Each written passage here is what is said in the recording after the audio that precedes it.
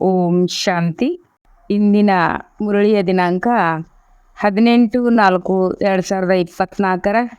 ಪ್ರಾತಃ ಮುರಳಿ. ಓಂ ಶಾಂತಿ. ಬಾಪ್ದಾದ ಮಧುಬನ. ಮಧುರ ಮಕ್ಕಳೇ, ತಂದೆಯು ದಾತ ಆಗಿದ್ದಾರೆ. ನೀವು ಮಕ್ಕಳು ತಂದೆಯಿಂದ ಏನನ್ನೂ ಬೇಡುವ ಅವಶ್ಯಕತೆ ಇಲ್ಲ. ಗಾದೆ ಮಾತಿದೆಯಲ್ಲ, ಬೇಡುವುದಕ್ಕಿಂತ ಸಾಯುವುದು ಲೇಷ. ತಂದೆಯಿಂದ ಏನೇನು ಬೇಡುವ ಅವಶ್ಯಕತೆ ಇರುವುದಿಲ್ಲ. ಗಾದೆ ಮಾತು ಹೇಳ್ತಾರೆ ಬಾಬಾ ಅವರು, ಬೇಡುವುದಕ್ಕಿಂತ ಸಾಯುವುದೇ ಲೇಸು. ಪ್ರಶ್ನೆ: ಸದಾ ಯಾವ ಸ್ಮೃತಿ ಇದ್ದಾಗ ಯಾವುದೇ ಮಾತಿನ ಚಿಂತೆ ಅಥವಾ ಚಿಂತನೆ ಇರುವುದಿಲ್ಲ? ಪ್ರಶ್ನೆ ಹೇಳ್ತಾರೆ ಬಾಬಾ ಅವರು, ಸದಾ ಯಾವ ಸ್ಮೃತಿ ಇದ್ದಾಗ ಯಾವುದೇ ಮಾತಿನ ಚಿಂತೆ ಅಥವಾ ಚಿಂತನೆ ಇರುವುದಿಲ್ಲ? ಉತ್ತರ: ಏನು ಕಳೆದು ಹೋಯಿತು, ಅದು ಒಳ್ಳೆಯದಾಗಿರಲಿ ಅಥವಾ ಕೆಟ್ಟದಾಗಿರಲಿ, ಅದು ನಾಟಕದಲ್ಲಿತ್ತು. ಇಡೀ ಚಕ್ರವು ಮುಕ್ತಾಯವಾಗಿ ಪುನಃ ಪುನರಾವರ್ತನೆ ಆಗುವುದು.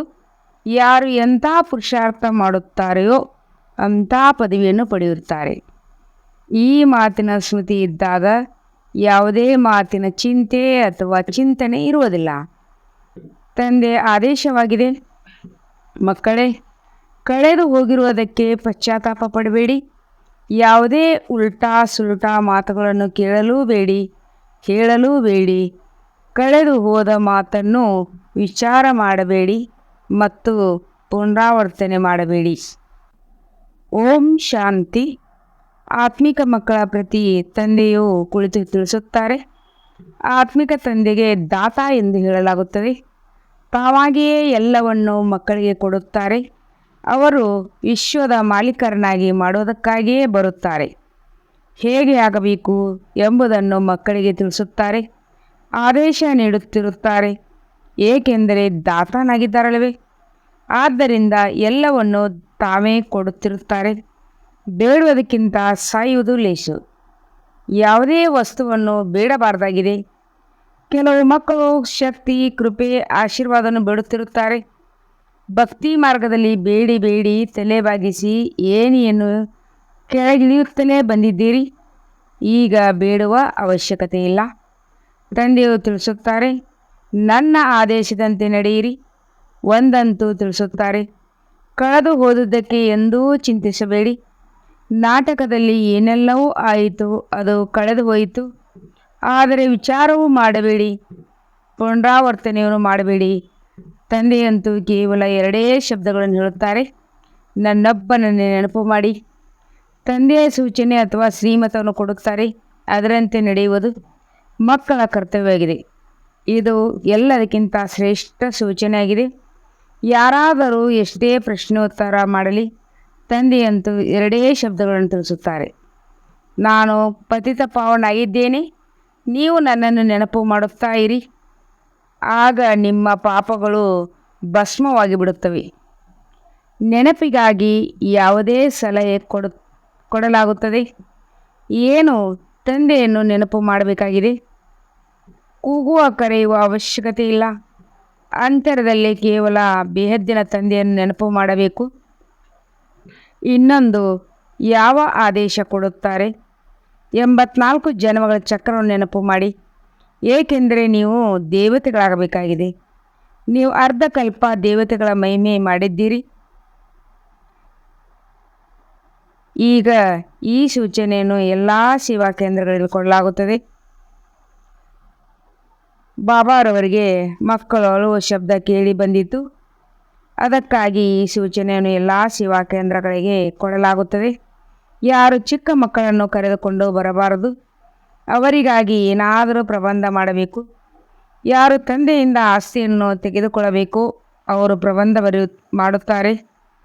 ಇದು ಆತ್ಮೀಯ ತಂದೆಯ ವಿಶ್ವವಿದ್ಯಾಲಯವಾಗಿದೆ, ಯೂನಿವರ್ಸಿಟಿಯಾಗಿದೆ. ಇದರಲ್ಲಿ ಚಿಕ್ಕ ಮಕ್ಕಳ ಅವಶ್ಯಕತೆ ಇಲ್ಲ. ಬ್ರಾಹ್ಮಣೀಯ ಅರ್ಥ ಟೀಚರ್ ಕರ್ತವ್ಯವಾಗಿದೆ. ಯಾವಾಗ ಯೋಗ್ಯ ಸೇವಾದಾರಿಗಳಿರುವರೋ ಆಗ ಅವರನ್ನು ರಿಫ್ರೆಶ್ ಮಾಡಲು ಕರೆದುಕೊಂಡು ಬರಬೇಕು. ಹಿರಿಯರು ಬರ್ಬೋದು, ಕಿರಿಯರು ಬರ್ಬೋದು. ಇದು ವಿಶ್ವವಿದ್ಯಾಲಯವಾಗಿದೆ. ಯಾರು ಇಲ್ಲಿ ಮಕ್ಕಳನ್ನು ಕರೆದುಕೊಂಡು ಬರುತ್ತಾರೆಯೋ ಅವರು ಇದು ವಿಶ್ವವಿದ್ಯಾಲಯವಾಗಿದೆ ಎಂದು ತಿಳಿದುಕೊಳ್ಳುವುದಿಲ್ಲ. ಮುಖ್ಯವಾದ ಮಾತು, ಇದು ವಿಶ್ವವಿದ್ಯಾಲಯವಾಗಿದೆ. ಇದರಲ್ಲಿ ಓದುವರು ಬಹಳ ಒಳ್ಳೆಯ ಬುದ್ಧಿವಂತರಿರಬೇಕು. ಯಾರು ಪರಿಪಕ್ವವಿರುವುದಿಲ್ಲವೋ ಅವರು ತೊಂದರೆ ಮಾಡುತ್ತಾರೆ. ಏಕೆಂದರೆ ತಂದೆಯ ನೆನಪಿನಲ್ಲಿ ಇರದಿದ್ದರೆ ಬುದ್ಧಿಯು ಅಲ್ಲಿ ಇಲ್ಲಿ ಅಲ್ಲಾಡುತ್ತಿರುತ್ತದೆ. ನಷ್ಟ ಮಾಡಿಕೊಳ್ಳುತ್ತಾರೆ. ನೆನಪಿನಲ್ಲಿರುವುದಿಲ್ಲ. ಮಕ್ಕಳನ್ನು ಕರೆತರುತ್ತಾರೆಂದರೆ ಇದರಲ್ಲಿ ಮಕ್ಕಳಿಗೆ ನಷ್ಟವಾಗುತ್ತದೆ. ಇದು ಈಶ್ವರೀಯ ವಿಶ್ವವಿದ್ಯಾಲಯವಾಗಿದೆ. ಇಲ್ಲಿ ಮನುಷ್ಯರಿಂದ ದೇವತೆಗಳಾಗಬೇಕೆಂಬುದನ್ನು ಕೆಲವರು ತಿಳಿದುಕೊಂಡೇ ಇಲ್ಲ. ತಂದೆಯು ತಿಳಿಸುತ್ತಾರೆ, ಬಲೆ ಗೃಹಸ್ಥ ವ್ಯವಹಾರದಲ್ಲಿ ಮಕ್ಕಳು ಮರಿಗಳ ಜೊತೆ ಇರಿ. ಕೇವಲ 1 ವಾರವೇನೋ 3-4 ದಿನಗಳಾದರೂ ಸಾಕು. ಈ ಜ್ಞಾನವನ್ನು ಸಹಜವಾಗಿದೆ ತಂದೆಯನ್ನು ಅರಿತುಕೊಳ್ಳಬೇಕಾಗಿದೆ. ಪಾರಲೌಕಿಕ ತಂದೆಯನ್ನು ಅರಿತುಕೊಳ್ಳುವುದರಿಂದ ಅಪರಿಮಿತ ಆಸ್ತಿಯು ಸಿಗುವುದು. ಯಾವ ಆಸ್ತಿ? ಬೇಹದ್ದಿನ ರಾಜ್ಯಭಾಗ್ಯ. ಪ್ರದರ್ಶನೆ ಹಾಗೂ ಸಂಗ್ರಹಾಲಯದಲ್ಲಿ ಸೇವೆಯಾಗುವುದಿಲ್ಲ ಎಂದು ತಿಳಿಯಬೇಡಿ. ಅನೇಕರು ಪ್ರಜೆಗಳಾಗುತ್ತಾರೆ. ಬ್ರಾಹ್ಮಣ ಕುಲ, ಸೂರ್ಯವಂಶಿ ಹಾಗೂ ಚಂದ್ರವಂಶಿ 3 ಇಲ್ಲಿ ಸ್ಥಾಪನೆಯಾಗುತ್ತದೆ. ಅಂದಾಗ ಇದು ಬಹಳ ದೊಡ್ಡ ವಿಶ್ವವಿದ್ಯಾಲಯವಾಗಿದೆ. ಇಲ್ಲಿ ಬೇಹದ್ದಿನ ತಂದೆಯು ಓದಿಸುತ್ತಾರೆ. ಅಂದ ಮೇಲೆ ಒಮ್ಮೆಲೆ ಬುದ್ಧಿಯ ಸಂಪನ್ನ ಆಗಿಬಿಡಬೇಕು.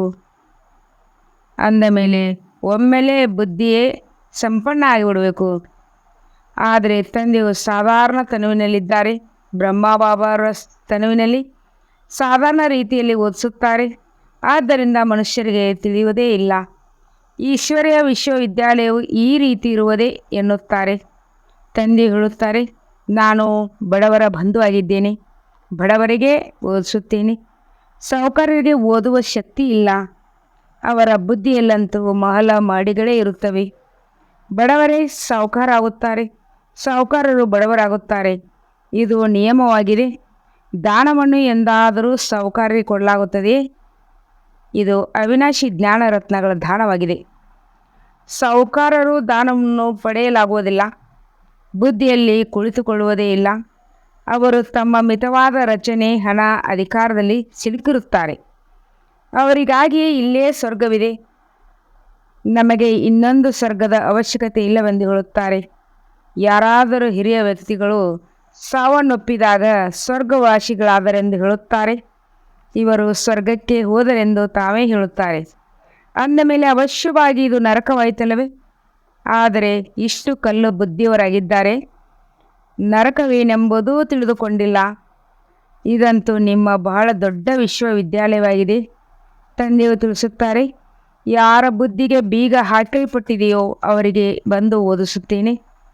ತಂದೆಯು ಯಾವಾಗ ಬರುವರೋ ಆಗ ಬೀಗವನ್ನು ತೆರೆಯುತ್ತಾರೆ. ಸ್ವಯಂ ತಂದೆಯೇ ಸಲಹೆ ನೀಡುತ್ತಾರೆ. ನಿಮ್ಮ ಬುದ್ಧಿಯ ಬೀಗವು ಹೇಗೆ ತೆರೆಯುತ್ತದೆ? ತಂದೆಯಿಂದ ಏನನ್ನೂ ಬೇಡಬಾರದು. ಇದರಲ್ಲಿ ನಿಶ್ಚಯವಿರಬೇಕು. ಎಷ್ಟು ಪ್ರಿಯ ತಂದೆಯಾಗಿದ್ದಾರೆ. ಯಾರನ್ನು ಭಕ್ತಿಯಲ್ಲಿ ನೆನಪು ಮಾಡುತ್ತಿದ್ದೀರಿ? ಯಾರನ್ನು ನೆನಪು ಮಾಡಲಾಗುತ್ತದೆಯೋ ಅವರು ಅವಶ್ಯವಾಗಿ ಎಂದಾದರೂ ಬರಲೇಬೇಕಲ್ಲವೇ? ಮತ್ತೆ ಪುನರಾವರ್ತನೆ ಆಗಬೇಕಾಗುತ್ತದೆ. ಮತ್ತೆ ಪುನರಾವರ್ತನೆ ಆಗುವುದಕ್ಕಾಗಿ ನೆನಪು ಮಾಡುತ್ತಾರೆ. ತಂದೆಯು ಬಂದು ಮಕ್ಕಳಿಗೆ ತಿಳಿಸುತ್ತಾರೆ, ಮಕ್ಕಳೇ ಹೋಗಿ ಹೊರಗೆ ತಿಳಿಸಬೇಕು. ತಂದೆಯು ಹೇಗೆ ಬಂದಿದ್ದಾರೆ ಏನು ಹೇಳುತ್ತಾರೆ? ಮಕ್ಕಳೇ, ನೀವೆಲ್ಲರೂ ಪತಿತರಾಗಿದ್ದೀರಿ. ನಾನೇ ಬಂದು ಪಾವನರನ್ನಾಗಿ ಮಾಡುತ್ತೇನೆ. ಪತಿತರಾಗಿರುವ ನೀವಾತ್ಮಗಳು ಈಗ ಕೇವಲ ಪತಿತ ಪಾವನ ತಂದೆಯಾದ ನನ್ನನ್ನು ನೆನಪು ಮಾಡಿ, ಪರಮಾತ್ಮನಾದ ನನ್ನನ್ನು ನೆನಪು ಮಾಡಿ. ಇದರಲ್ಲಿ ಏನನ್ನೂ ಬೇಡುವ ಅವಶ್ಯಕತೆ ಇಲ್ಲ. ನೀವು ಭಕ್ತಿಯಲ್ಲಿ ಅರ್ಧಕಲ್ಪ ಬಹಳಷ್ಟು ಬೇಡಿದ್ದೀರಿ, ಆದರೆ ಏನೂ ಸಿಗಲಿಲ್ಲ. ಈಗ ಬೇಡುವುದನ್ನು ನಿಲ್ಲಿಸಿ, ನಾನಾಗಿಯೇ ನಿಮಗೆ ಕೊಡುತ್ತಿರುತ್ತೇನೆ. ತಂದೆಗೆ ಮಕ್ಕಳಾಗಿರುವುದರಿಂದ ಆಸ್ತಿಯಂತೂ ಅವಶ್ಯವಾಗಿ ಸಿಗುತ್ತದೆ. ಯಾರು ಪ್ರೌಢ ಮಕ್ಕಳಿರುತ್ತಾರೆ ಅವರು ತಂದೆಯನ್ನು ಬೇಗನೆ ತಿಳಿದುಕೊಳ್ಳುತ್ತಾರೆ. ತಂದೆಯ ಆಸ್ತಿ ಸ್ವರ್ಗದ 21 ಜನ್ಮಗಳ ರಾಜ್ಯಭಾಗ್ಯವಾಗಿದೆ. ಇದಂತೂ ನಿಮಗೆ ಗೊತ್ತಿದೆ. ಯಾವಾಗ ನರ್ಕ ವಾಸಿಗಳಾಗುತ್ತಾರೆಯೋ ಆಗ ಈಶ್ವರ್ಥವಾಗಿ ದಾನ ಪುಣ್ಯ ಮಾಡುವವರಿಗೆ ಅಲ್ಪ ಕಾಲಕ್ಕಾಗಿ ಸುಖ ಸಿಗುತ್ತದೆ. ಮನುಷ್ಯರು ದಾನದ ಹಣವನ್ನು ತೆಗೆಯುತ್ತಾರೆ. ಬಹಳಷ್ಟು ವ್ಯಾಪಾರಿಗಳು ಹೀಗೆ ತೆಗೆಯುತ್ತಾರೆ. ಅಂದಾಗ ಯಾರು ವ್ಯಾಪಾರಿಗಳಿರುವರೋ ಅವರು ತಂದೆಯಿಂದ ವ್ಯಾಪಾರ ಮಾಡಲು ಬಂದಿದ್ದೇವೆ ಎಂದು ಹೇಳುತ್ತಾರೆ. ಮಕ್ಕಳು ತಂದೆಯೊಂದಿಗೆ ವ್ಯಾಪಾರ ಮಾಡುತ್ತಾರಲ್ಲವೇ? ತಂದೆಯ ಸಂಪತ್ತನ್ನು ತೆಗೆದುಕೊಂಡು ಮತ್ತೆ ಅದರಿಂದ ಶ್ರದ್ಧಾ ಇತ್ಯಾದಿಗಳನ್ನು ಮಾಡುತ್ತಾರೆ. ದಾನ ಪುಣ್ಯ ಮಾಡುತ್ತಾರೆ. ಧರ್ಮಶಾಲೆ, ಮಂದಿರ ಮುಂತಾದವುಗಳನ್ನು ಮಾಡಿಸಿ ಅದರ ಮೇಲೆ ತಮ್ಮ ತಂದೆಯ ಹೆಸರನ್ನಿಡುತ್ತಾರೆ. ಏಕೆಂದರೆ ಯಾರಿಂದ ಸಂಪತ್ತು ಸಿಕ್ಕಿತೋ ಅವರಿಗಾಗಿ ಅವಶ್ಯವಾಗಿ ಮಾಡಬೇಕು. ಅಂದ ಮೇಲೆ ಅದು ವ್ಯಾಪಾರವಾಯಿತು. ಅವೆಲ್ಲವೂ ದೈಹಿಕ ಮಾತುಗಳಾಗಿದೆ. ಈಗ ತಂದೆಯು ತಿಳಿಸುತ್ತಾರೆ, ಮಕ್ಕಳೇ, ಕಳೆದು ಹೋಗಿದ್ದಕ್ಕೆ ಚಿಂತಿಸಬೇಡಿ. ಯಾವುದೇ ಉಲ್ಟಾ ಸುಲ್ಟಾ ಮಾತುಗಳನ್ನು ಕೇಳಬೇಡಿ. ಯಾರಾದರೂ ಉಲ್ಟಾ ಸುಲ್ಟಾ ಪ್ರಶ್ನೆಗಳನ್ನು ಕೇಳಿದರೆ ಅವರಿಗೆ ತಿಳಿಸಿ, ಈ ಮಾತುಗಳಲ್ಲಿ ಹೋಗುವ ಅವಶ್ಯಕತೆ ಇಲ್ಲ. ನೀವು ಮೊದಲು ತಂದೆಯನ್ನು ನೆನಪು ಮಾಡಿ. ಭಾರತದ ಪ್ರಾಚೀನ ರಾಜಯೋಗವು ಪ್ರಸಿದ್ಧವಾಗಿದೆ. ಎಷ್ಟು ನೆನಪು ಮಾಡುವಿರೋ, ದೈವಿ ಗುಣಗಳನ್ನು ಧಾರಣೆ ಮಾಡುವಿರೋ ಅಷ್ಟು ಉನ್ನತ ಪದವಿಯನ್ನು ಪಡೆಯುತ್ತೀರಿ. ಇದು ವಿಶ್ವವಿದ್ಯಾಲಯವಾಗಿದೆ. ಗುರಿಯ ಧ್ಯೇಯ ನಷ್ಟವಾಗಿದೆ. ಪುರುಷಾರ್ಥ ಮಾಡಿ ಈ ರೀತಿಯಾಗಬೇಕು. ದೈವಿ ಗುಣಗಳನ್ನು ಧಾರಣೆ ಮಾಡಬೇಕಾಗಿದೆ. ಯಾರಿಗೂ ಯಾವುದೇ ಪ್ರಕಾರದ ದುಃಖವನ್ನು ಕೊಡಬಾರದಾಗಿದೆ. ಏಕೆಂದರೆ ದುಃಖಹರ್ತ ಸುಖಕರ್ತ ತಂದೆ ಮಕ್ಕಳಾಗಿದ್ದಾರಲ್ಲವೇ? ಅದು ಸೇವೆಯಿಂದ ತಿಳಿಯುತ್ತದೆ. ಅನೇಕರು ಹೊಸಬರು ಬರುತ್ತಾರೆ. 25-30 ವರ್ಷಗಳಿಗಿಂತಲೂ 10-12 ದಿನಗಳವರು ತೀಕ್ಷ್ಣವಾಗಿ ಹೋಗುತ್ತಾರೆ. 25 ಮತ್ತು 30 ವರ್ಷದವರಿಗಿಂತಲೂ 10-12 ದಿನಗಳವರು ತೀಕ್ಷ್ಣವಾಗಿ ಮುಂದೆ ಹೋಗುತ್ತಾರೆ. ನೀವು ಮಕ್ಕಳು ಅನೇಕರನ್ನು ತಮ್ಮ ಸಮಾನ ಮಾಡಿಕೊಳ್ಳಬೇಕು. ಎಲ್ಲಿಯವರೆಗೆ ಬ್ರಾಹ್ಮಣರಾಗುವುದಿಲ್ಲವೋ ಅಲ್ಲಿಯವರೆಗೆ ದೇವತೆಗಳಾಗಲು ಹೇಗೆ ಸಾಧ್ಯ? ಗ್ರೇಟ್ ಗ್ರ್ಯಾಂಡ್ ಫಾದರ್ ಬ್ರಹ್ಮ ಆಗಿದ್ದಾರೆ. ಯಾರು ಬಂದು ಹೋಗುತ್ತಾರೆಯೋ ಅವರ ಗಾಯನ ಮಾಡುತ್ತಿರುತ್ತಾರೆ. ಮತ್ತೆ ಅವಶ್ಯವಾಗಿ ಅವರು ಬರುತ್ತಾರೆ. ಯಾವುದೆಲ್ಲ ಹಬ್ಬ ಮೊದಲಾದವುಗಳ ಗಾಯನವಿದೆಯೋ ಎಲ್ಲವೂ ಆಗಿ ಹೋಗಿದೆ, ಪುನಃ ಆಗುತ್ತದೆ. ಈ ಸಮಯದಲ್ಲಿ ಎಲ್ಲ ಹಬ್ಬಗಳು ಆಗುತ್ತವೆ. ರಕ್ಷಾಬಂಧನ ಇತ್ಯಾದಿ ಎಲ್ಲದರ ರಹಸ್ಯವನ್ನು ತಂದೆಯು ತಿಳಿಸುತ್ತಾರೆ. ನೀವು ತಂದೆಯ ಮಕ್ಕಳಾಗಿದ್ದೀರಿ ಅಂದಾಗ ಪಾವನರು ಆಗಬೇಕಾಗಿದೆ. ಪತಿತ ಪಾವನ ತಂದೆಯನ್ನು ಕರೆಯುವುದರಿಂದ ತಂದೆಯು ಮಾರ್ಗವನ್ನು ತಿಳಿಸುತ್ತಾರೆ. ಕಲ್ಪವು ಯಾರು ಆಸ್ತಿಯನ್ನು ಪಡೆದಿರುವರೋ ಅವರೇ ನಿಖರವಾಗಿ ನಡೆಯುತ್ತಿರುತ್ತಾರೆ. ನೀವು ಸಹ ಸಾಕ್ಷಿಯಾಗಿ ನೋಡುತ್ತೀರಿ. ಬಾಪ್ದಾದರವರು ಸಹ ಸಾಕ್ಷಿಯಾಗಿ ನೋಡುತ್ತಾರೆ. ಇವರು ಎಲ್ಲಿಯವರೆಗೆ ಶ್ರೇಷ್ಠ ಪದವಿಯನ್ನು ಪಡೆಯುತ್ತಾರೆ? ಇವರ ನಡವಳಿಕೆ ಹೇಗಿದೆ? ಶಿಕ್ಷಕರಿಗೆ ಎಲ್ಲವೂ ತಿಳಿದಿರುತ್ತದೆ ಅಲ್ಲವೇ? ಎಷ್ಟು ಜನರನ್ನು ತಮ್ಮ ಸಮಾನ ಮಾಡುತ್ತಾರೆ? ಎಷ್ಟು ಸಮಯ ನೆನಪಿನಲ್ಲಿರುತ್ತಾರೆ? ಮೊದಲು ಬುದ್ಧಿಯಲ್ಲಿ ಇದು ಈಶ್ವರೀಯ ವಿಶ್ವವಿದ್ಯಾಲಯವಾಗಿದೆ ಎಂದು ನೆನಪಿರಬೇಕು. ಇದು ಜ್ಞಾನಕ್ಕಾಗಿ ವಿಶ್ವವಿದ್ಯಾಲಯವಾಗಿದೆ. ಅವೆಲ್ಲವೂ ಲೌಕಿಕದ ವಿಶ್ವವಿದ್ಯಾಲಯಗಳಾಗಿದೆ. ಇದು ಬೇಹದ್ದಿನದಾಗಿದೆ. ದುರ್ಗತಿಯಿಂದ ಸದ್ಗತಿ, ನರಕದಿಂದ ಸ್ವರ್ಗವನ್ನಾಗಿ ಮಾಡುವವರು ಒಬ್ಬ ತಂದೆ ಆಗಿದ್ದಾರೆ. ತಂದೆಯ ದೃಷ್ಟಿಯಂತೂ ಎಲ್ಲ ಆತ್ಮಗಳ ಕಡೆ ಹೋಗಿದೆ. ಎಲ್ಲರ ಕಲ್ಯಾಣ ಮಾಡಬೇಕಾಗಿದೆ. ಹಿಂತಿರುಗಿ ಕರೆದುಕೊಂಡು ಹೋಗಬೇಕಾಗಿದೆ. ಕೇವಲ ನಿಮ್ಮನ್ನಷ್ಟೇ ಅಲ್ಲ, ಇಡೀ ವಿಶ್ವದ ಆತ್ಮಗಳ ನೆನಪು ಮಾಡುತ್ತಾರೆ. ಅದರಲ್ಲಿ ವಿಶೇಷವಾಗಿ ಮಕ್ಕಳಿಗೆ ಓದಿಸುತ್ತಾರೆ. ಇದೂ ಸಹ ತಿಳಿದಿದ್ದೀರಿ. ಹೇಗೆ ನಂಬರ್ ವಾರ್ ಆಗಿ ಯಾರು ಬಂದಿದ್ದಾರೆಯೋ ಮತ್ತೆ ಹೋಗುವುದು ಹಾಗೆ ಎಲ್ಲ ಆತ್ಮಗಳು ಬರುತ್ತಾರೆ. ನೀವು ಸಹ ನಂಬರ್ ವಾರ್ ಹೇಗೆ ಹೋಗುತ್ತೀರಿ ಅದೆಲ್ಲವನ್ನು ತಿಳಿಸಲಾಗುತ್ತದೆ. ಕಲ್ಪದ ಹಿಂದೆ ಏನಾಗಿತ್ತೋ ಅದೇ ಆಗುವುದು. ಇದನ್ನು ಸಹ ನಿಮಗೆ ತಿಳಿಸಲಾಗುತ್ತದೆ. ನೀವು ಹೇಗೆ ಮತ್ತೆ ಹೊಸ ಪ್ರಪಂಚದಲ್ಲಿ ಬರುತ್ತೀರಿ? ಯಾರು ನಂಬರ್ ವಾರಾಗಿ ಹೊಸ ಪ್ರಪಂಚದಲ್ಲಿ ಬರುತ್ತಾರೆಯೋ ಅವರಿಗೆ ತಿಳಿಸಲಾಗುತ್ತದೆ. ನೀವು ಮಕ್ಕಳು ತಂದೆಯನ್ನು ಅರಿಯುವುದರಿಂದ ತಮ್ಮ ಧರ್ಮವನ್ನು ಮತ್ತು ಎಲ್ಲ ಧರ್ಮಗಳ ಪೂರ್ಣ ವೃಕ್ಷವನ್ನು ತಿಳಿದುಕೊಳ್ಳುತ್ತೀರಿ. ಇದರಲ್ಲಿ ಏನೇನೂ ಬೇಡುವ ಅವಶ್ಯಕತೆ ಇಲ್ಲ. ಆಶೀರ್ವಾದವನ್ನು ಸಹ ಬಾಬಾ ದಯ ತೋರಿಸಿ ಕೃಪೆ ಮಾಡಿ ಎಂದು ಬರೆಯುತ್ತಾರೆ. ತಂದೆಯಂತೂ ಏನೇನೂ ಮಾಡುವುದಿಲ್ಲ. ತಂದೆಯಂತೂ ಮಾರ್ಗವನ್ನು ತಿಳಿಸುವುದಕ್ಕಾಗಿಯೇ ಬಂದಿದ್ದಾರೆ. ನಾಟಕದಲ್ಲಿ ಎಲ್ಲರನ್ನು ಪಾವನ ಮಾಡುವುದೇ ನನ್ನ ಪಾತ್ರವಾಗಿದೆ. ಹೇಗೆ ಕಲ್ಪಕಲ್ಪವೂ ಅಭಿನಯಿಸಿದ್ದೇನೆ ಹಾಗೆ ಅಭಿನಯಿಸುತ್ತೇನೆ. ಯಾವುದು ಒಳ್ಳೆಯದು ಅಥವಾ ಕೆಟ್ಟದ್ದು ಕಳೆದು ಹೋಗಿತ್ತೋ ಅದು ನಾಟಕದಲ್ಲಿ ಇತ್ತು. ಯಾವುದೇ ಮಾತಿನ ಚಿಂತೆ ಮಾಡಬಾರದು. ನಾವು ಮುಂದೆ ಹೋಗುತ್ತಾ ಇರುತ್ತೇವೆ. ಇದು ಬೇಹದ್ದಿನ ನಾಟಕ ಅಲ್ಲವೇ? ಪೂರ್ಣ ಚಕ್ರವು ಮುಕ್ತಾಯವಾಗಿ ಮತ್ತೆ ಪುನರಾವರ್ತನೆ ಆಗುತ್ತದೆ. ಯಾರು ಹೇಗೆ ಪುರುಷಾರ್ಥ ಮಾಡುತ್ತಾರೆಯೋ ಹಾಗೆಯೇ ಪದವಿಯನ್ನು ಪಡೆಯುತ್ತಾರೆ. ಬೇಡುವ ಅವಶ್ಯಕತೆ ಇಲ್ಲ. ಭಕ್ತಿ ಮಾರ್ಗದಲ್ಲಿ ನೀವು ಬಹಳಷ್ಟು ಬೆಳೆದಿದ್ದೀರಿ. ಎಲ್ಲ ಹಣವನ್ನು ಸಮಾಪ್ತಿ ಮಾಡಿದ್ದೀರಿ. ಇದೆಲ್ಲವೂ ನಾಟಕದಲ್ಲಿ ಮಾಡಲ್ಪಟ್ಟಿದೆ. ಅವರು ಕೇವಲ ತಿಳಿಸುತ್ತಾರೆ. ಅರ್ಧ ಕಲ್ಪ ಭಕ್ತಿ ಮಾಡುತ್ತಾ ಶಾಸ್ತ್ರಗಳನ್ನು ಓದುತ್ತಾ ಎಷ್ಟೊಂದು ಖರ್ಚು ಆಗುತ್ತದೆ. ಈಗ ನೀವು ಏನೇನೋ ಖರ್ಚು ಮಾಡುವ ಅವಶ್ಯಕತೆ ಇಲ್ಲ. ತಂದೆಯು ದಾತನಾಗಿದ್ದಾರಲ್ಲವೇ? ದಾತನಿಗೆ ಅವಶ್ಯಕತೆ ಇಲ್ಲ. ಅವರು ಬಂದಿರುವುದೇ ಕೊಡಲು.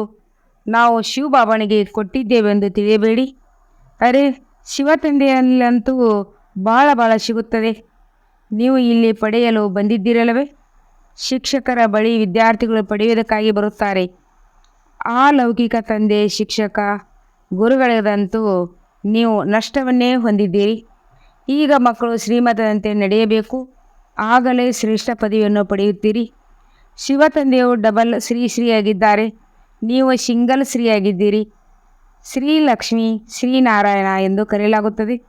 ಶ್ರೀಲಕ್ಷ್ಮಿ ಶ್ರೀನಾರಾಯಣ ಇಬ್ಬರೂ ಆಗಿಬಿಟ್ಟರು. ವಿಷ್ಣುವಿಗೆ ಶ್ರೀ ಎಂದು ಹೇಳುತ್ತಾರೆ, ಏಕೆಂದರೆ ಇಬ್ಬರು ಒಟ್ಟಿಗೆ ಇದ್ದಾರೆ. ಇಬ್ಬರನ್ನು ಆ ರೀತಿ ಮಾಡುವವರು ಯಾರು ಒಬ್ಬ ಶ್ರೀ ಇದ್ದಾರೆಯೋ ಅವರೇ ಮಾಡುತ್ತಾರೆ. ಉಳಿದಂತೆ ಡಬಲ್ ಶ್ರೀ ಯಾರೂ ಆಗೋದಿಲ್ಲ. ಇತ್ತೀಚೆಗಂತೂ ಶ್ರೀ ಲಕ್ಷ್ಮೀನಾರಾಯಣ ಶ್ರೀ ಸೀತಾರಾಮ್ ಎಂದು ಹೆಸರನ್ನು ಇಟ್ಟುಕೊಳ್ಳುತ್ತಾರೆ. ಅಂದಾಗ ಮಕ್ಕಳು ಇದೆಲ್ಲವನ್ನು ಧಾರಣೆ ಮಾಡಿ ಖುಷಿಯಲ್ಲಿ ಇರಬೇಕಾಗಿದೆ. ಇತ್ತೀಚೆಗೆ ಆಧ್ಯಾತ್ಮಿಕ ಸಮ್ಮೇಳನಗಳು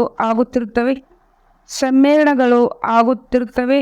ಆದರೆ ಆಧ್ಯಾತ್ಮಿಕತೆಯ ಅರ್ಥವನ್ನು ತಿಳಿದುಕೊಂಡಿಲ್ಲ. ಆತ್ಮಿಕ ಜ್ಞಾನವನ್ನು ಒಬ್ಬರ ವಿನ ಯಾರೂ ಕೊಡಲು ಸಾಧ್ಯವಿಲ್ಲ. ತಂದೆಯು ಎಲ್ಲ ಆತ್ಮಗಳ ತಂದೆಯಾಗಿದ್ದಾರೆ. ಅವರಿಗೆ ಸ್ಪಿರಿಚುವಲ್ ಆಧ್ಯಾತ್ಮಿಕ ತಂದೆ ಎಂದು ಹೇಳುತ್ತಾರೆ. ತತ್ವಜ್ಞಾನಕ್ಕೂ ಆಧ್ಯಾತ್ಮಿಕತೆ ಎಂದು ಹೇಳಿಬಿಡುತ್ತಾರೆ. ಇದಂತೂ ನೀವು ತಿಳಿಯುತ್ತೀರಿ. ಇದು ಕಾಡಾಗಿದೆ.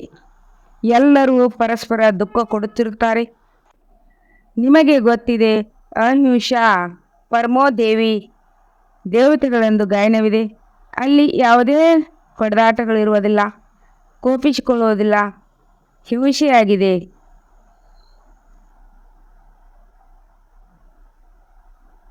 ಇದಕ್ಕೆ ಸೆಮಿ ಹಿಂಸೆ ಎಂದಾದರೂ ಹೇಳಿ, ಏನಾದರೂ ಹೇಳಿ. ಇಲ್ಲಂತೂ ಸಂಪೂರ್ಣ ಅಹಿಂಸಕರಾಗಬೇಕಾಗಿದೆ. ಯಾವುದೇ ಮನಸ್ಸ ವಾಚ ಕರ್ಮನ ಕೆಟ್ಟ ಕರ್ಮ ಆಗಬಾರದು. ಯಾರಾದರೂ ಪೊಲೀಸ್ ಮೊದಲಾದ ಕರ್ತವ್ಯಗಳನ್ನು ಮಾಡುತ್ತಾರೆಂದರೆ ಅದರಲ್ಲಿ ಯುಕ್ತಿಯಿಂದ ಕೆಲಸವನ್ನು ತೆಗೆದುಕೊಳ್ಳಬೇಕು. ಎಷ್ಟು ಸಾಧ್ಯವೋ ಅಷ್ಟು ಪ್ರೀತಿಯಿಂದ ಕೆಲಸವನ್ನು ತೆಗೆದುಕೊಳ್ಳಬೇಕು. ಬಾಬಾರವರಿಗೆ ತಮ್ಮ ಅನುಭವವಿದೆ. ಪ್ರೀತಿಯಿಂದ ತಮ್ಮ ಕೆಲಸವನ್ನು ತೆಗೆದುಕೊಳ್ಳುತ್ತಾರೆ. ಇದರಲ್ಲಿ ಬಹಳ ಯುಕ್ತಿ ಬೇಕು. ಬಹಳ ಪ್ರೀತಿಯಿಂದ 100ಕ್ಕೆ 100ರಷ್ಟು ಹೇಗೆ ಶಿಕ್ಷೆ ಸಿಗುತ್ತದೆ ಎಂಬುದನ್ನು ತಿಳಿಸಬೇಕು. ಒಳ್ಳೆಯದು. ಮಧುರಾಗಲಿ ಮರಳಿ ಸಿಕ್ಕಿರುವಂತಹ ಮಕ್ಕಳಿಗೆ ಪ್ರೀತಿಯ ಮಾತ್ಪಿತ ಬಾಪ್ತದರವರ ನೆನಪು, ಪ್ರೀತಿ ಹಾಗೂ ಸುಪ್ರಭಾತ. ಆತ್ಮೀಯ ಮಕ್ಕಳಿಗೆ ಆತ್ಮೀಯ ತಂದೆಯ ನಮಸ್ತೆ. ಧಾರಣೆಗಾಗಿ ಮುಖ್ಯ ಸಾರ 1ನೇ ಪಾಯಿಂಟ್ ಆಗಿದೆ.